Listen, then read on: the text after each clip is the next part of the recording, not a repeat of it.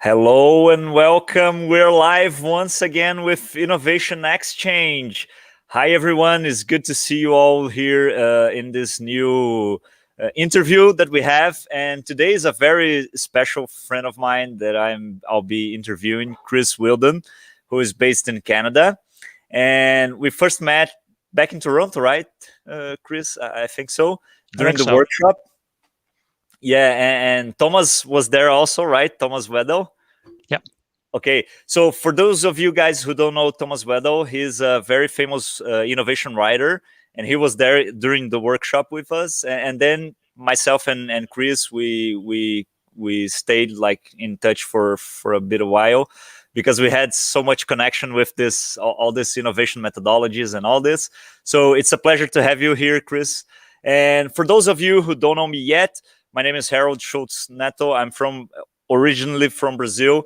I work with innovation for like 6 or 7 years now, and I had the opportunity to work like globally with innovation, over 100 projects that we have done in all areas, from like digital transformation, UX design. I even built the other day, Chris. How could we build like new? How do you say, those power towers? For electric power. Yep. Yep. The huge The high ones. the high voltage distribution towers. Yeah. Yes, high voltage distribution towers Yep. for the Andes, which is like a very famous mountain here in South America. So Oh yeah. e- even that has gone through my portfolio. So it's a pleasure to be talking to you guys. I'm the CEO of Metanoia.Digital. Metanoia stands for changing one's mind in Old Greek. So the idea is to change your mind towards digital, because digital is such a powerful revolution that we're living in. And here we are with Chris. And Chris, we met with innovation, and Chris was already a guy from innovation, right, Chris? When we met, you were already doing like workshops and methodologies and all this. Yeah. And it's a pleasure. Thank you to be here today with us. And feel free to introduce yourself and say hello to the audience. Sure. Thanks, Harold. Yeah. So it's first of all, it's really great to be here. It's really awesome to be chatting with you again. As Harold mentioned, we probably met 6 years ago. Mm, When four, I don't four. know. I think four. Yeah, probably It's four. been a while. Yeah. Anyway, so I was at Cisco at the time. I was part of their innovation center in Toronto.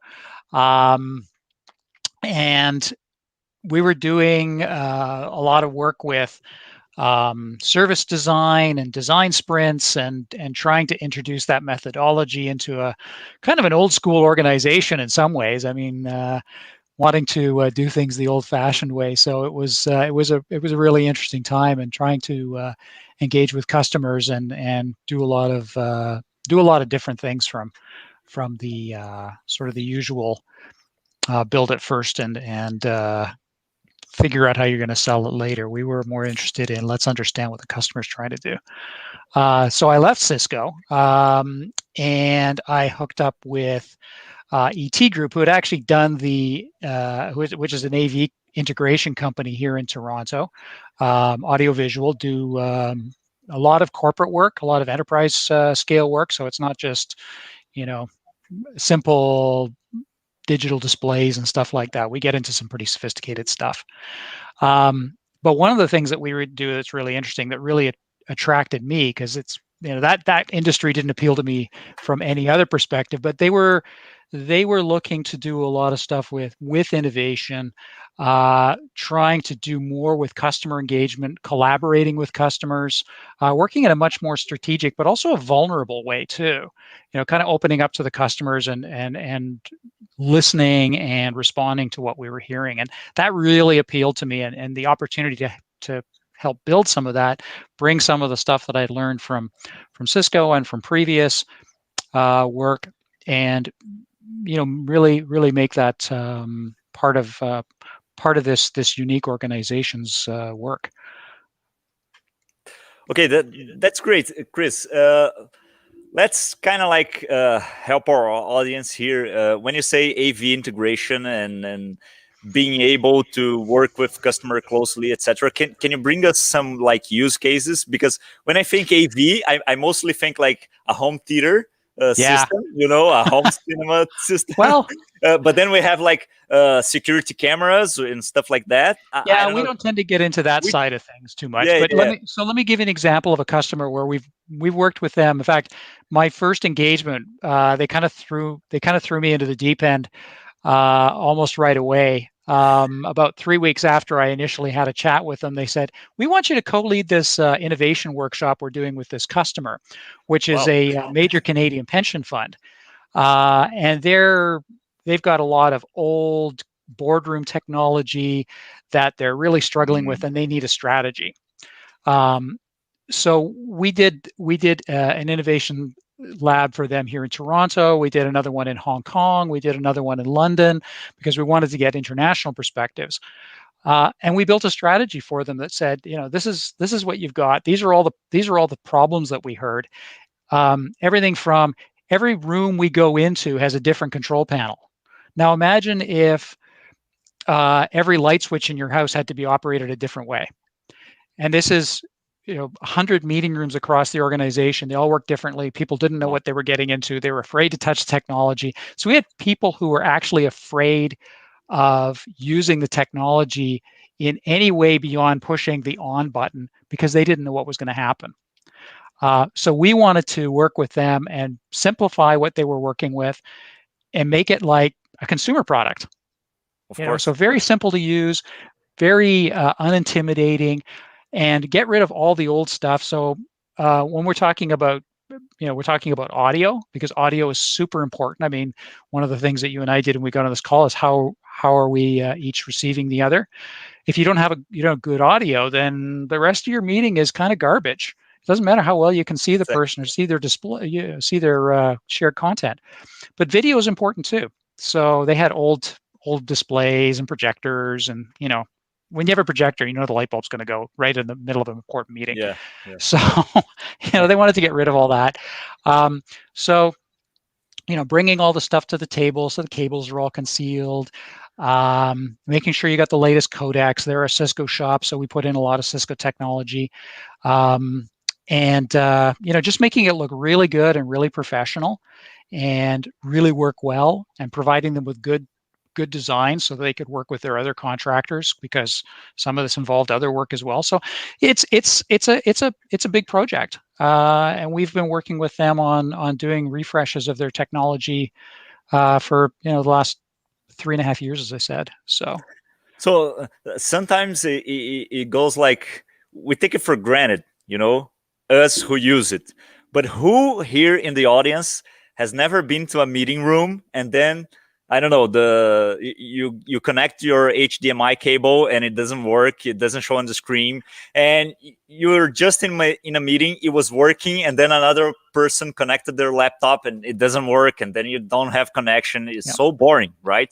And especially now with the pandemics, it became so much more important that all the audio and video stuff works well, right? Yeah.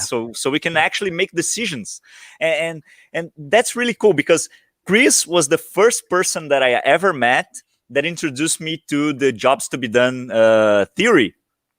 And it was so cool because sometimes you just think, oh, it's just another boring meeting. But actually, you're looking to make decisions, understand data, make decisions. That's the job that is behind a good boarding room, a good meeting room and all this, right, Chris?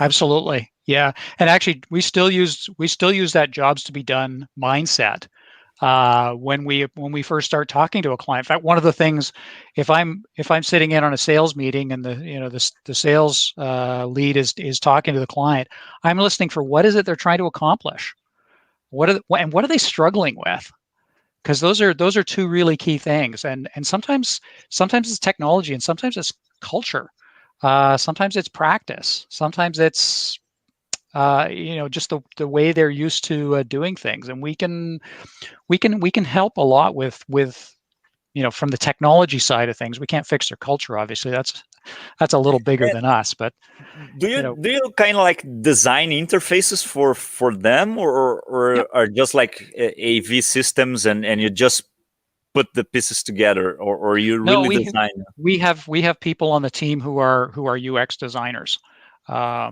because cool. yeah, because sometimes you need an interface that's custom to what you're trying to do, and it needs to be simple, and but it still needs to do all the things that you need it to do, right? Yeah. So whether that's muting all the mics in the room or what have you. So it's very subtle because there's a lot of stuff you can do, and you can make a real mess of it. Yeah, I was in the other day in a shop, and they were like all Alexa connected. Is Alexa turn on the system, and Alexa do this, and turn on the popcorn and all this stuff. So Yeah. it's quite amazing the level that we're getting with technology. And how this can help. Actually, the other day I was like roaming around the TV, and it was showing an old movie with Sylvester Stallone called The Yeah. Demolition Man. Oh I yeah. don't know if you ever seen this Heard one of with, it, haven't seen it. yeah, with Wesley Snipes, and Yeah. it goes like this. He was from the police, and Wesley Snipes was like a bandit, and both they were both like cryogenically frozen for several years, like I don't know, 30, 50 years, and they came back, and the world was like 2030 something, and Yeah. everything was changed. The cars were all electric and autonomous and all this, but then it shows a company, and the guys were in a meeting room, and all the chairs, they were actually like small LCD displays with people inside the screens, and they were doing like an online meeting, Oh and yeah. back then the movies from like I don't know 94. Back then it was something like, wow, this is so impressive, right? And nowadays it's like, look what we are doing here, right? Yeah. Yeah. Exactly. Exactly. No, it's predicting the future is very difficult. Exactly, exactly. And do you guys do anything with I don't know, like computer vision, or all this new advanced technologies that are coming by? And We don't too much. We tend to work because we're working a lot with enterprises. They're usually more interested in making sure it works and it's reliable and it's Mhm. easy to use versus being cutting edge. So, and most of Okay, the people who want cutting edge stuff don't come to companies like us. They just build the stuff. They just okay, slap it up on a wall and play with it, and then take it down 2 weeks later and try something different. So, it's a different use case from what we do. okay, So, okay. Cool. So I was in a conference one day from a company from Silicon Valley, and they couldn't. They started the webinar, and it got down, so everybody was like off the platform, then back to the platform, and it went down 3 times during the wow. call, 3 times, and they were like, whoa, what is happening with our supplier, with our with the company that sources us this kind of solution.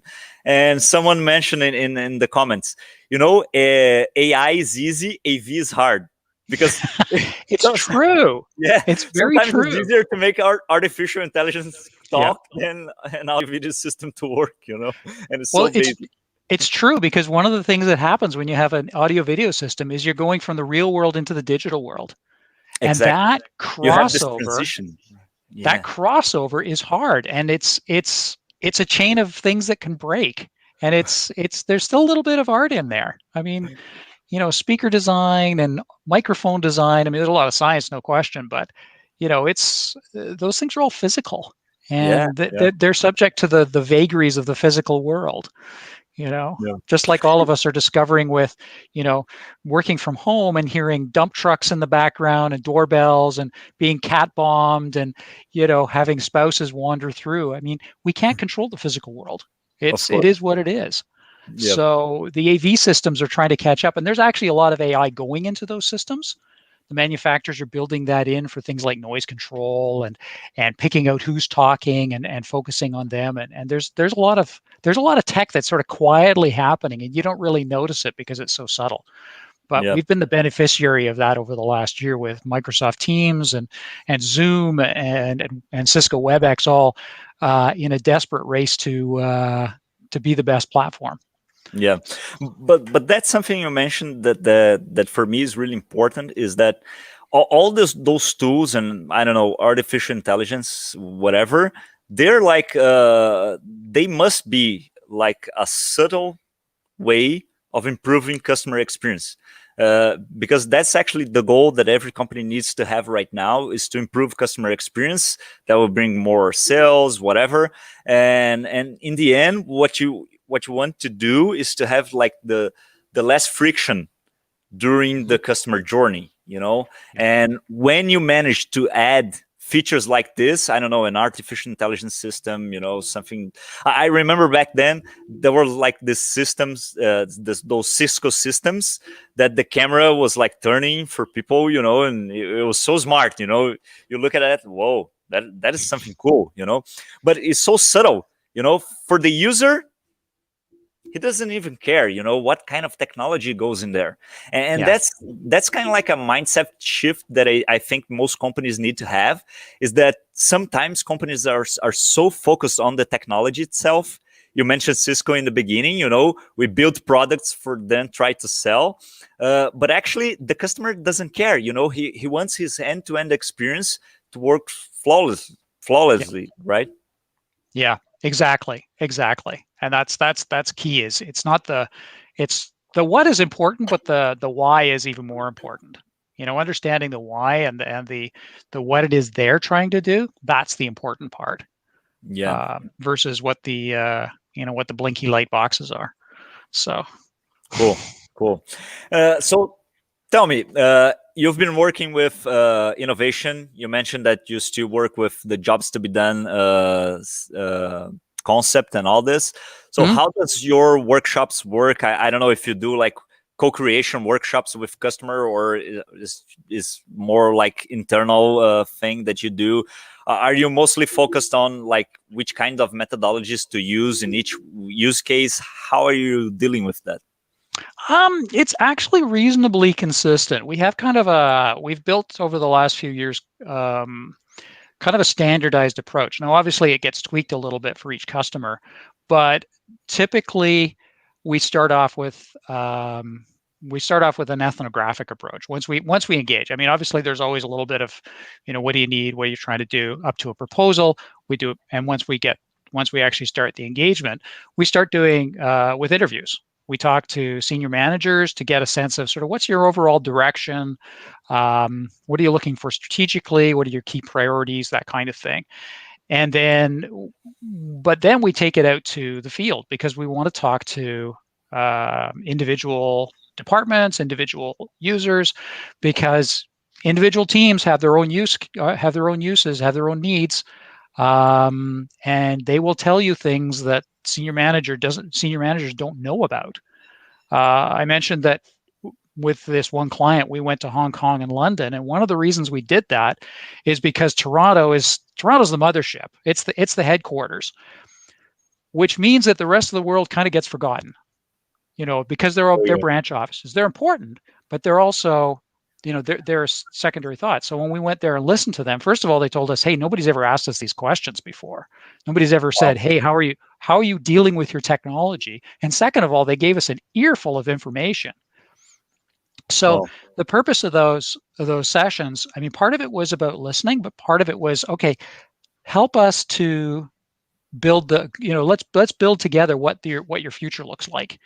Not in terms of, boxes and wires and displays and so on, but more of what's your experience? What's your ideal experience? What does it look like? What happens at the beginning of your day? What is it like when you're working on a meeting, when you're collaborating with a partner, when you're collaborating with somebody outside, which is always a little more challenging because you've got different systems meeting then.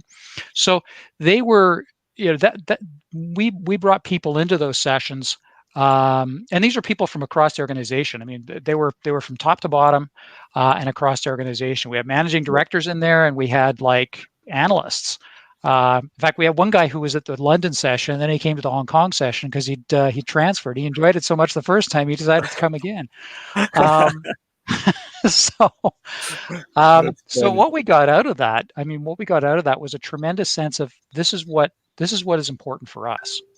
And that's what's important out of the co-creation piece, is to understand what does your ideal experience look like, and then we can design the technology, because we're experts in understanding the technology, but they're experts in understanding what their business needs are and what the problems are that they're struggling with.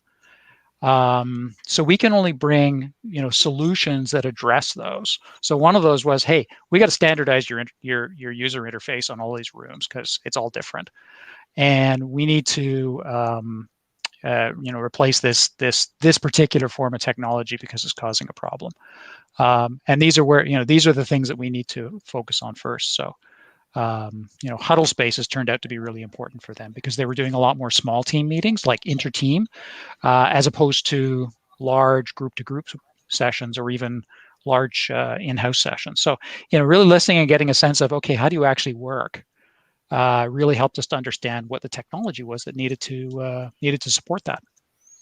Well, that's pretty interesting because it goes completely in line with what Leandro told us in the last show that we had, and he was like, across the board nowadays at Cisco, we are like customer focused, and what you're telling me is like being customer focused, and there are some companies that do that like based on data.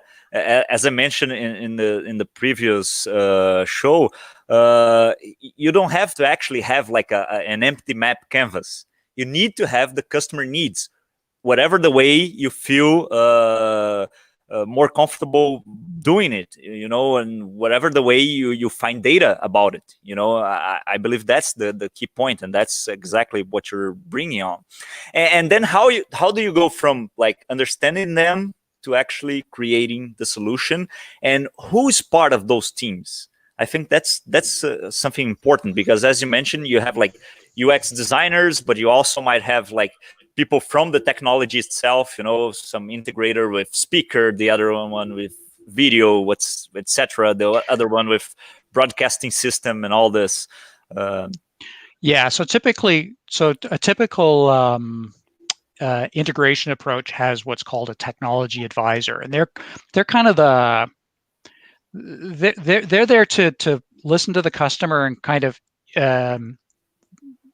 take into themselves to sort of incorporate the customer needs into their understanding of what's required, and then they will give guidance to a designer to say, you need to design a system that does X, Y, and Z. And you should be using this technology because based on all the things that I heard, these are the things that that they're ready for, that they need, that fit their budget and their environment, and the use cases that they've described to us. And then the AV designer goes and they do the deep dive into, how big does the display have to be, and what audio, we're going to use a DSP, or we're going to rely on the codec to do that. Does it have a codec? Is it using a soft codec? What are the switching and devices that are required? All those niggly details that go into building that bill of material, and that all those drawings. And we have a CAD team that puts together a stack of drawings, and then it's ready for installation. Then we procure, and then we do the installation, and then at the end of it we do a test and verify to the client that these are all the things you asked for and it all works. That design and build part of the cycle is pretty standard. So most AV designers will do that. Okay. Or most AV integrators will do all that. Okay. So, and where's like the Chris advantage? Where does your work really appears that makes it like a differentiator for? Well, I'm not a specialist, so I stick my fingers in all the pies. Okay, cool. so right now with for example, I design and run the workshops. So if we're doing a workshop, I will work on the design of it. I'll lead the design of that, and we'll bring in unique elements. We'll do pre-material, but there's a lot of sort of legwork to get the questions. I'll do the interviews, but bring in somebody from the technical side, but I'll do the ethnographic interviews, and I lead those. So I lead a lot of that front end stuff, and then here you go. Here's all the stuff we heard. Now it's your turn to go and build it into an actual solution. Okay. So there's an engineering company we're working with now. These guys are seriously old school. You were talking 1994, 95. These guys are stuck in like 1984. It was really amazing, and they had technology problems galore. But one of the things we heard from them, because we interviewed a lot of people, is they were spending a lot of time traveling because they were finding it difficult to hold people accountable when they were on an audio call, because they couldn't see the other person, and so they had no idea whether the person at the end of the call, which was at a manufacturing plant in Saskatchewan or something like that, they couldn't tell whether the person was engaged, whether they had other people coming and going, and so they wasted a lot of time and a lot of money traveling because they couldn't get the connection that they needed. And that was one of the things that came out of the conversations and the observations that we did, to say, hey, this is a really important point that you need to start thinking about video and not just audio. So when they, originally they just wanted to do their head office, and then they realized by the time we finished, just the first part of the engagement, nope, we got to do all the plants as well, all 10 plants, so that they had that connection. So. Wow. That's first, it's crazy to hear that there are companies that are still in this level in 2021, right? But secondly, but this was 2019, so this is pre-COVID. This is before all this stuff happened. So it's and with the pension fund client that I was talking about, I mean, right now I'm working on so we have sales, design, delivery, and service. We do the whole end to end. I'm currently involved in every step of that with this one client. So we're doing a large service contract with them right now. I'm writing the service document. I'm having regular calls with the client. I'm sorting out managing the design conversation in terms of mostly in terms of the scheduling and making sure we hit our targets and stuff like that. It's a lot of coordination, but it's just, and it's listening to the client. It's listening to the client, asking what's important. What's important to you.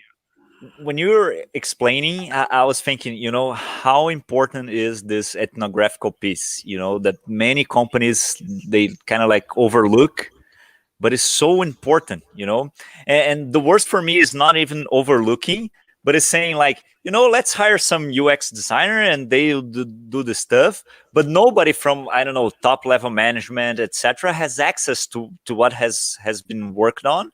And designers try to do something, but they don't have like access or budget or anything, because people don't see the value. But as you mentioned, this is so impactful, right? To work on this ethnographical piece right from the beginning, and to actually one of the biggest complaints or struggles that I see companies going through the digital transformation process is that they say, you know what, we have like the customer journey mapped out, so we have several different channels where we connect to the customer, and then he gets a call from our CRM department, that makes relationship, and those leads go through a funnel, etc., etc.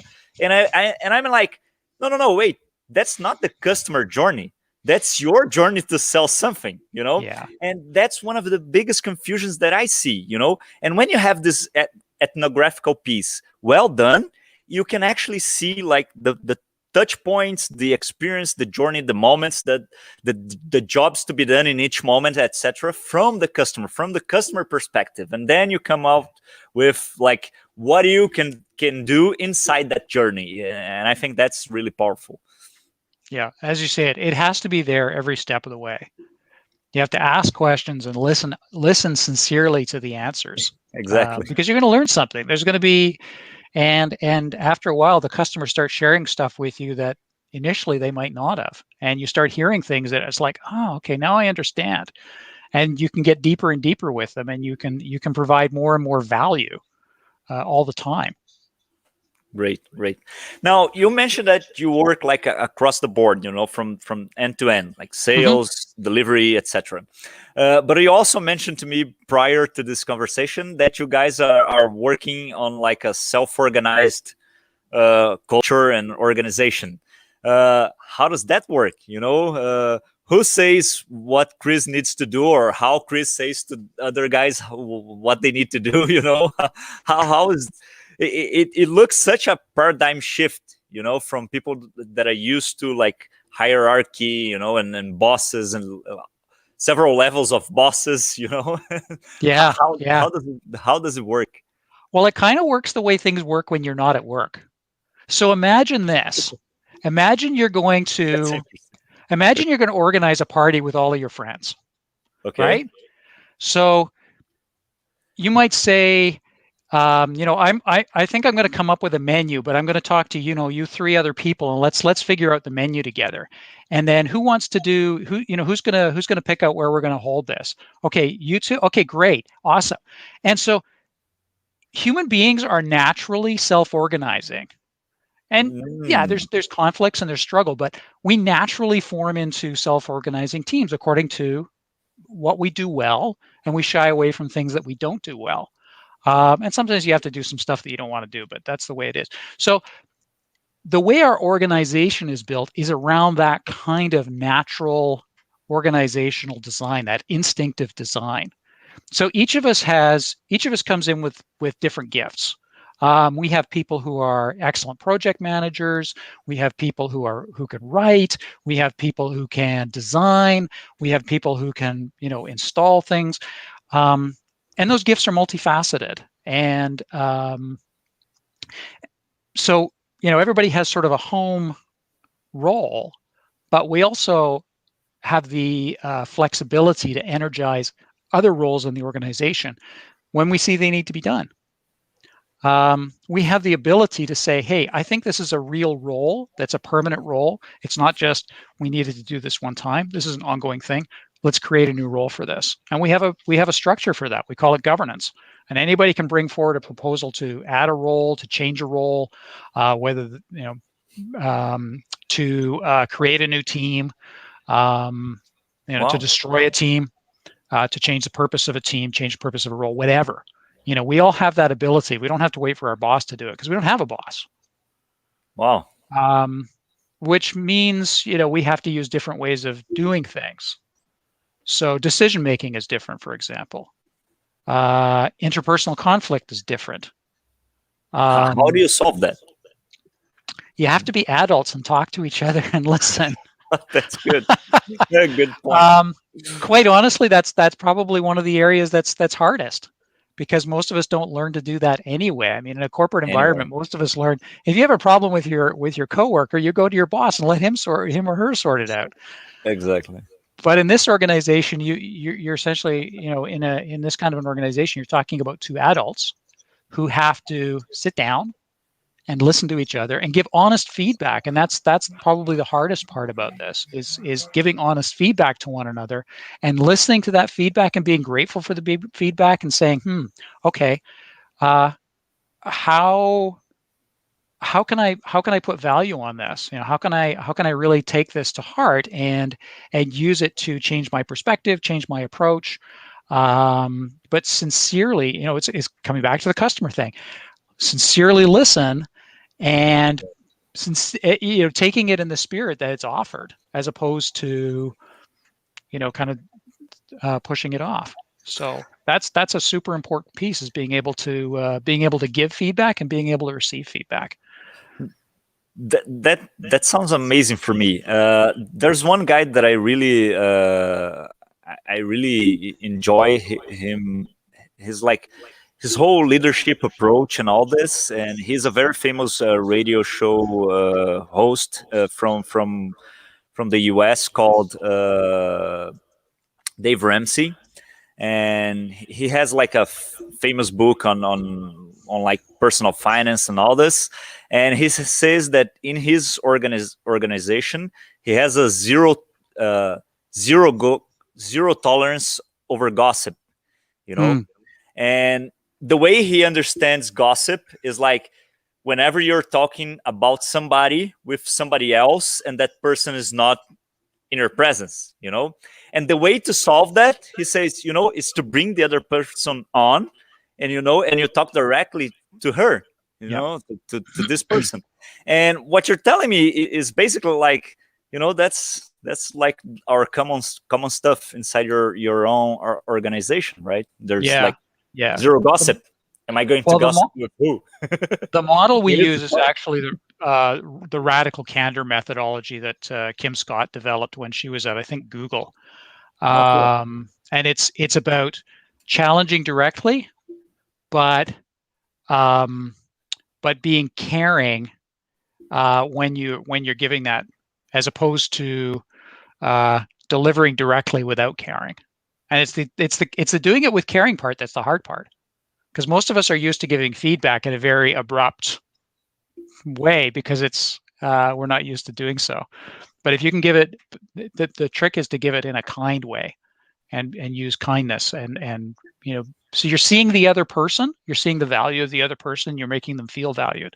So when they come away, they feel that they still feel valued, they still feel that they still feel cared for. So Cool. So there's a comment here from Rodrigo, who used to be my student, and he mentions, I figure out how us Latins could do that kind of thing, you know, because Latins, we're very passionate and we're very gossipers, you know. sure, yeah. So it's really complicated, and that was something else that I learned during my tenure in the US, is to be hard with the problems and soft with the people. That was mostly like the slang that we used to use in the work I was doing, you know. And here in Brazil, we have a hard time like trying to separate those things, you know. Is he being harsh with me or the problem? But Hmm. actually, in Brazil, most people don't know this phrase, so they're actually being rude with the people. And you're Yeah. actually saying, you know, what you're talking about the radical candor, which I just add the link here on the comments, is exactly that. You know, be hard with the problem. You know, inside companies we have problems. We need to solve those problems so the company can thrive, and you know, people will be there. Hmm. There's nothing you can do. You know, Yeah. maybe Yeah. once in a while someone gets fired, whatever, but people are there, you know, and you need to cooperate. I think that's the key element that you're Absolutely. talking about. But Yeah. you have like a management like playbook to do so. I remember you mentioned holacracy and all this. How does There, that work? yeah, there are different call it operating systems. Okay. Holacracy is a different kind of operating system for an organization. There's a couple others as well. We use a modified version of Holacracy. You might call it Holacracy Light, because full on Holacracy is actually pretty intense, and Yeah. we have a It's like lot of Scrum. people. You know, nobody implements the Scrum like by the book, right? Or PM BOK, the Project Exactly. Management Book of Knowledge. Nobody uses all of that stuff. Nobody. Yeah. But it essentially relies on the idea that um, you have uh, this interlocking, and there's a hierarchy, but it's not a power hierarchy. So if you think about a cell in the body, think of a brain cell. So the brain cell does its thing, and the brain cell is part of a neuron, and the neuron does its thing. And then the neuron is a part of, a lobe of the brain, and the lobe of the brain is a part of the brain, and the brain is a part of the body. Now, can you say that any part of that has any more power or any more importance than any other part? Because the brain won't work if the body isn't there, and the body doesn't work if the heart's not there, and if it doesn't have the brain to tell it how to work. So all the parts have to work together.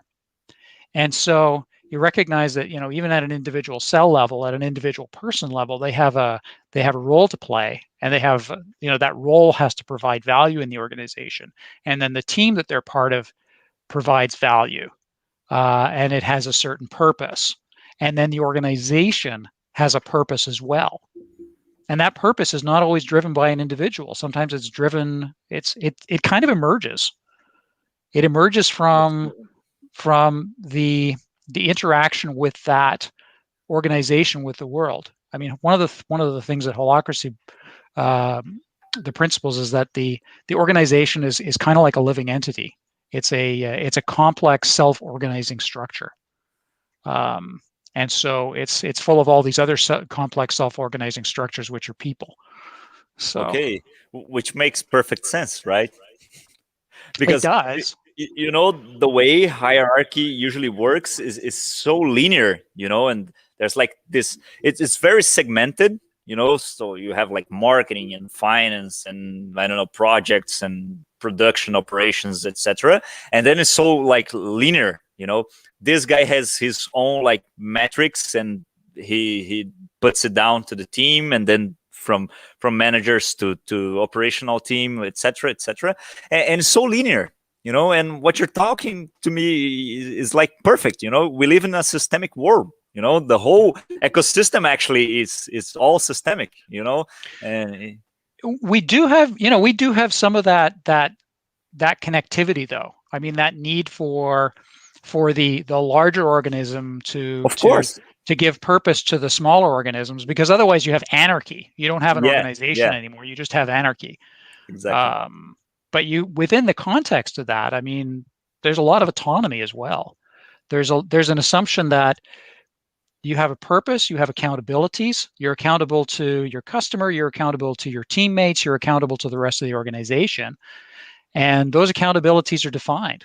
And and we hold one another accountable for fulfilling those accountabilities and meeting that purpose, and delivering on promises. If you said you're going to have something by Thursday and you don't, I can call you on it, kind of thing. So, Yeah, that's cool. but I'm going to call you on it because you owed that to me, and not, it wasn't just my manager, kind of thing, saying. So a lot of these things tend to be very real. Okay, and how does that's really mind blowing. For me, it makes perfect sense. We are adults. We have like a global purpose. Now it's work. Each one grabs their own like piece of the pie with their own like knowledge and skill set. And how does, like, I don't know, goals and budget work for the company? Who decides those stuff? We decided collectively. I mean, Okay.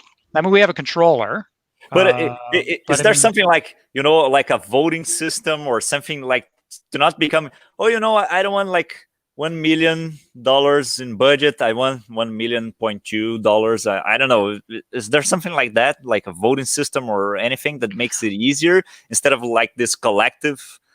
so we have decision processes, right? So Okay. the assumption is, each one of us has the authority to make decisions within our roles. Okay. But we have to make those decisions in the context of the organization, which means you need to ask advice. You need to seek advice from others on whether it's a wise decision or not. So we don't have budgets in the same way. We don't have like team budgets and stuff like that. We have an organizational budget because the bank tells us we have to. A lot of Okay. organizations, a lot of self-managing organizations don't bother with budgeting. They manage in a much looser way. We haven't got there yet. We're Okay. still that ice is a little too thin for us yet. But But there are organizations that or they work on like a rolling adjustable budget. So, But you know that although I asked, I think it makes sense when you don't have like a specific budget or like a goal, whatever, because sometimes you're just like time restraining your objectives as an organization. But actually, the final objective is to have like a long lasting or everlasting, if possible, organization, you know. mhm. So it doesn't matter if you're going to overspend the budget this year, if next year you get like more result than you expected and all this. So I think it makes perfect sense because you have a much more like long-term view of whatever you need to do instead of this like short-term vision, you know, like this year we need to spend this much and get this much money from customers and all this, you know. Well, the flip side of it is that there's when things don't go well, there's a real transparency. So, for example, a year ago when COVID hit, and all our clients said, "You can't come in," that cut off a lot of our revenue because we can only bill when we install. So all of Okay. a sudden, our revenue took a big dip. And as an organization, we got together and we agreed that each of us would give up a portion of our salary for a period of time. But we Wow. were but it was up to each one of us to decide how much we wanted to give up. Cool. And by doing that, nobody had to be let go because that was kind of the alternative, is right? Because a big Yep. part of our cost is labor. So in order for nobody to be let go, many of us opted to, and we wouldn't have been able to do that if we didn't have the visibility into, okay, this is the budget situation. George, our controller, laid it all out and said, okay, this is what's happening. This is what we've got in the bank. This is what's going to happen over the next couple of months if we don't change something. And so it's sort of like, okay, this is how far we are to our goal. And then if you wanted to up the amount you wanted to forego of your salary, you could do that. And so now what's happened is 2020 actually turned out to be a really good year for us because some of our clients were desperately trying to get stuff done so they could cope with COVID. And so now those of us who gave up our salary are getting some of that back. So, Wow. but it's all transparent. I mean, anybody can go and find out what the story is of the budget, where we stand. Anybody can express concerns that, hey, I don't think that this expenditure is wise. We've had guys in the warehouse saying, we're not shipping a lot of stuff right now, so I'm a little concerned about revenue. They're Wow. seeing what they're seeing. They're seeing those indicators and using that to translate into, hey, I'm concerned about the state of the business. Wow. And we take them seriously. I mean, that's a serious perspective. Wow. So it's answered seriously. Well, that's amazing. And you mentioned the word that I was thinking about, which is transparency. It must be like a new level of transparency inside the company. You know, I've never been in an organization or working with any of my clients that has like this level of clarity, you know. And one of the worst things for people who used to work on big corporations like you and me, one of the things that I hated the most was like, oh, you know what?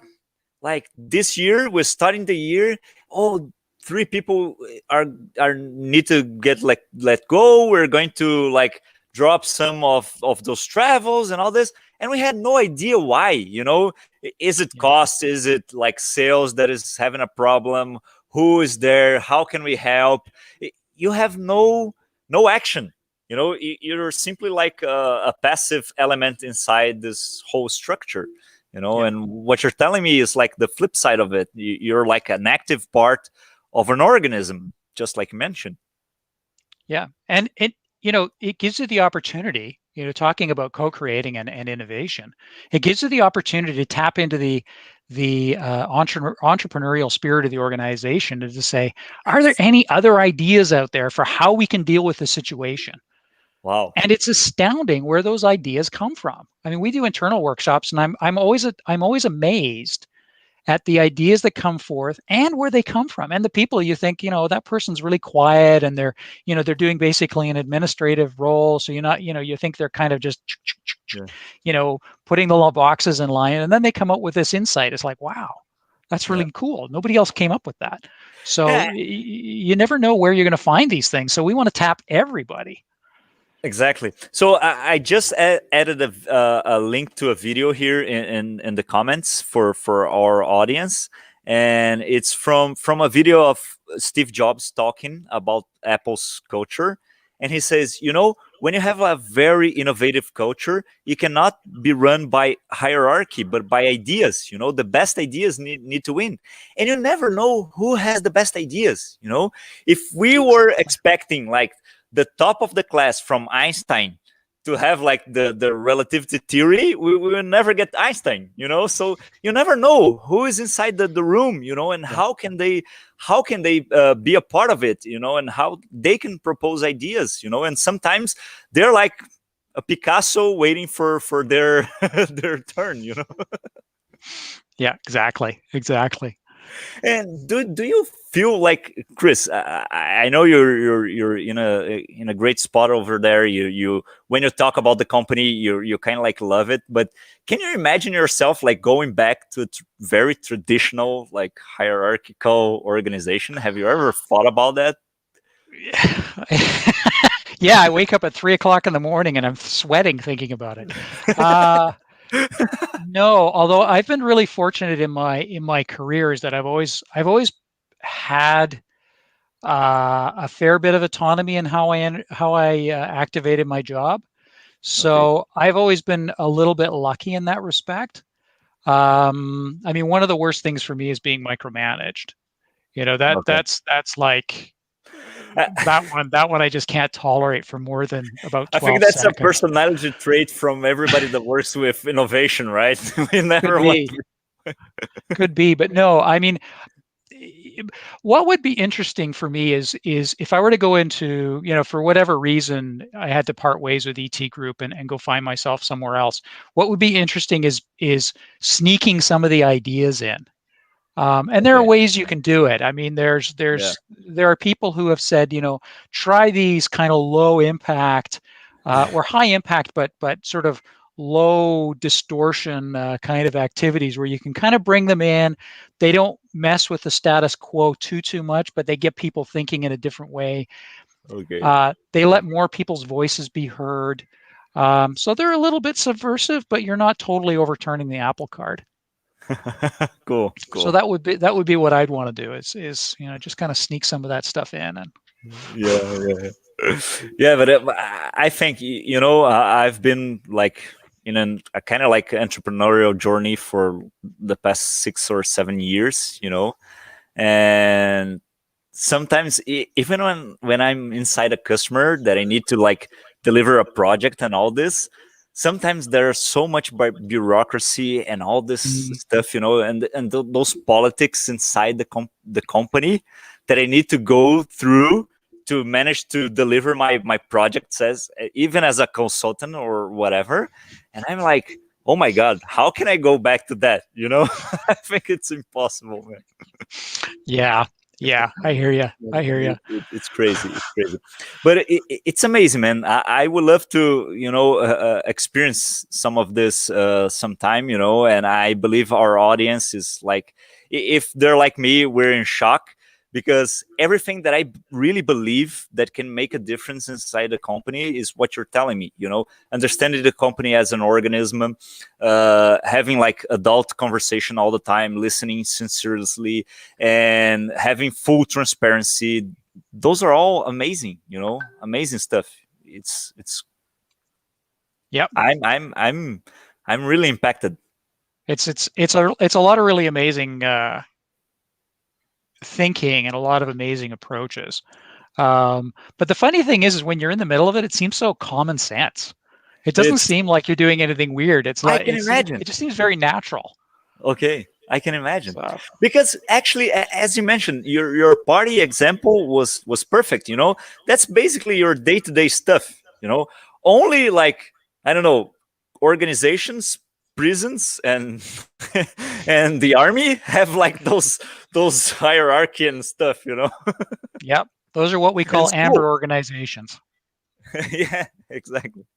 So Exactly. we're what you call a teal organization. So, Yeah. which is a whole other topic. So, Yeah, that's amazing. Okay, Chris, we're getting to our final minutes. Thank you mhm. very much for the conversation. It was amazing. It's great to see like this different from perspective. You know, holacracy is the first time that I ever spoke with someone who works in an environment like that. I was at Las Vegas in 2015 when Zappos was doing this transition to holacracy, Mhm. so they were still like trying to understand it, and you know there were so many things not working. Yeah. So I couldn't really get a sense of how this was going to end up with. And now listen to you, it makes perfect sense. I enjoyed so much the conversation, and I'm really glad that you mentioned so much the power of ethnographical research, because it's something I believe so much, you know, and everybody that is listening to us, you know, this program has the idea to understand innovation from cross-cultural perspectives. And what we're actually listening Chris talk about in Canada is the same thing we're trying to do here in Brazil, Latin America with our customers, in Asia with other customers that we have over there, and many other companies that really understood the power of listening to customers and being actually customer centric are going to benefit from it, you know. And thank you very much. Thank you. It's been a pleasure. It's been a lot of fun. Okay, thank you. See you. Have a great time at ET Group. Thank you for all the audience, and I'll see you in the next episode. In 2 weeks from now, we will be interviewing another friend of mine from France. So we're kind of like moving from North America into Europe. Then there's France and UK and all this countries coming by through innovation exchange. Thank you very much for the audience.